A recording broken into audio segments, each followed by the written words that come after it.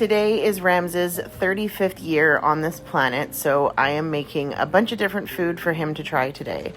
We're starting with some sourdough discard crackers, so 250 grams of sourdough discard, half a cup of Parmesan cheese, and then today we're going with everything but the bagel seasoning because he just really loves that flavor.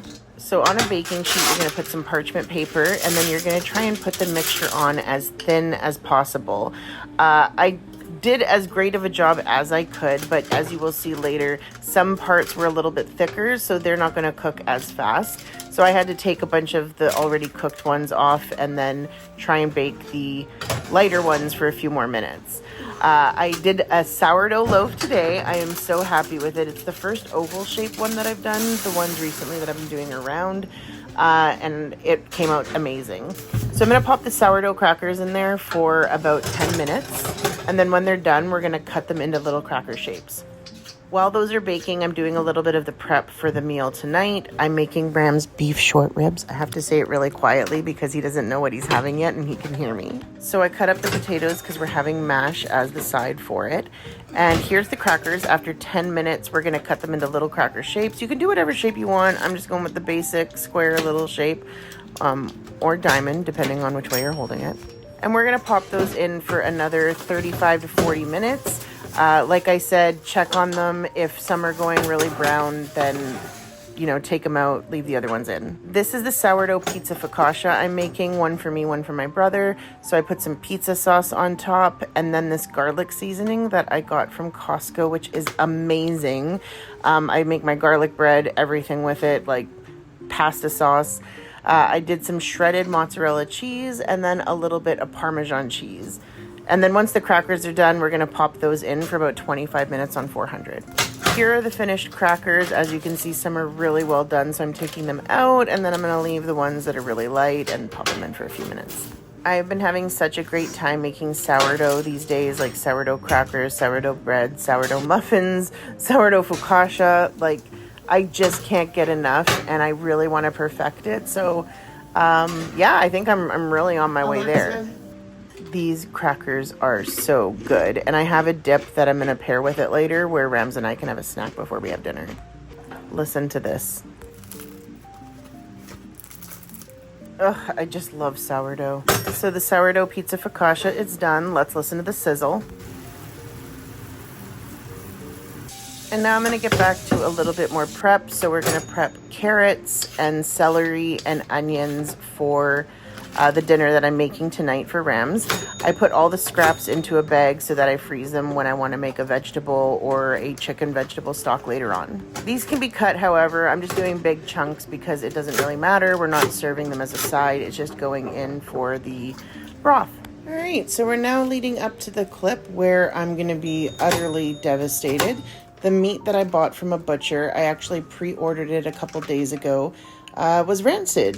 There was green around the bone, like in the meat area.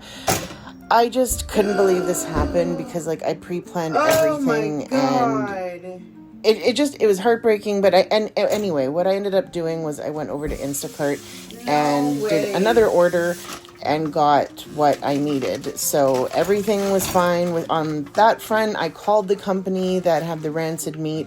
They gave me a refund and a $50 credit to future orders. I think I'll decide later on whether I want to use them again or not because I don't want to blame them for the first time. They were vacuum sealed. It's an easy mistake to make, but it still sucked nonetheless. So here I've washed the meat off and now I'm patting it dry. I'm salting and peppering all sides of the meat. And then what I did for the top and bottom of the meat was I just patted it on the paper towel like that, just so that I could get every single side for the salt and pepper. After that, I grabbed my Dutch oven, put it on medium-high with a little bit of oil, and then I put the meat in and browned it on each side, which took about maybe 3 minutes per side, 2-3 minutes. I think the part that I'm most disappointed about is that I'm starting this at 6 when I wanted to start it at 3 because we would have been eating by 6 o'clock, but now we'll be eating at 9. So, I mean, whatever, we just have to adjust to the plans. So I added in some onions, the carrots and celery, and then I forgot to get the garlic going. So I put in 5 whole cloves and then roughly 2 tablespoons of tomato paste. Next up, I added 2 cups of red wine. I used a Cab Sauv, and then I did 2 cups of water, and then added a big heaping spoonful of beef better than bouillon. This is already smelling like heaven, and I don't know if I already said it, but this is my first time making this meal, so I'm very excited to try it later. So after that's been simmering for 5, maybe 10 minutes, I added in all the beef. And I did forget to add a couple seasonings here, some fresh thyme and bay leaves, but I did add that after the fact.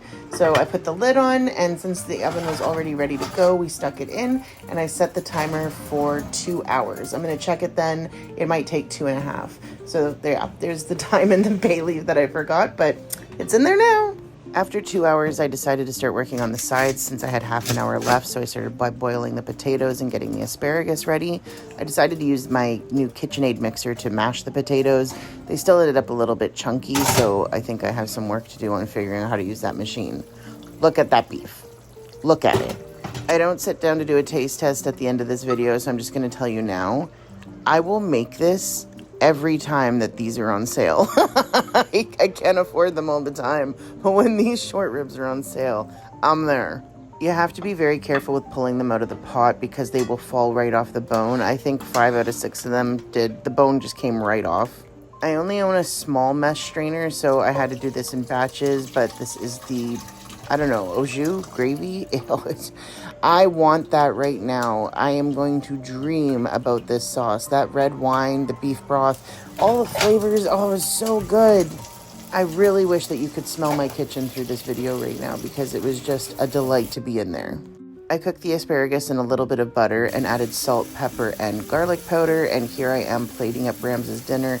It looks like a lot. It couldn't all be finished.